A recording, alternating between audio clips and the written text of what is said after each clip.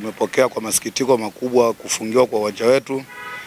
Japokuwa uwanja wetu umefungiwa kwa sababu za mbio za mwenge, lakini uwanja wetu umeboreshwa kwa asilimia kubwa kupitia mwenge huu ulivyokuja hapa. Umeboresha miundombinu yote huku nje, miundombinu ya vyoo.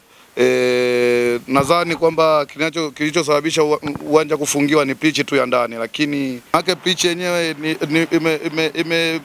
kweli walifanya wale watoto nani, lakini saizi ikiboreshwa ndani ya siku 3 siku 4 itakuwa ni pitch nzuri sana na tutakuwa tuna uwanja mzuri sana mkoa wetu wa Mbeya. Tunaomba chama pamoja na meneja washirikiane kwa pamoja kuboresha uwanja mapema ili tuendelee kupata burudani za mpira katika mkoa wetu wa Mbeya. Uwanja wa Sokoine Mbeya ndio uwanja mama, uwanja mkubwa ambao unaleta burudani katika jiji letu la Mbeya kwa maana ya kushiriki michezo mbalimbali ya kitaifa na mingine ya mkoa katika eneo letu.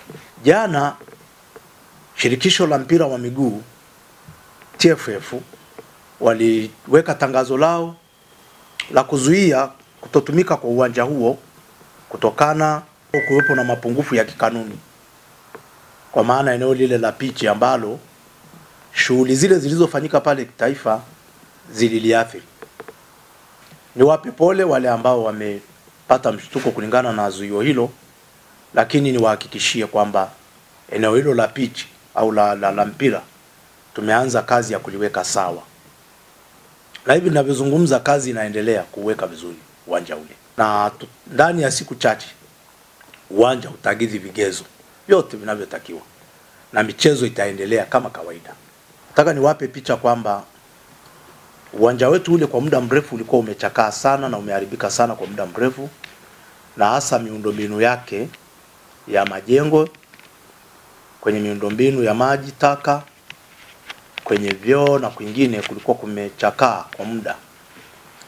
Lakini hivi karibuni nitumie fursa hii kushukuru sana serikali yetu ya Jamhuri ya Muungano wa Tanzania kwa kupanga kufanya maadhimisho ya kitaifa katika mkoa wetu, na hasa kumbukizi ya Mwalimu Julius Kambarage Nyerere hayati ambayo tunakumbuka kila mwaka, na kumbukizi hiyo inaandamana pamoja na shughuli za uzimaji wa mwenge wa uhuru na pamoja na wiki ya vijana.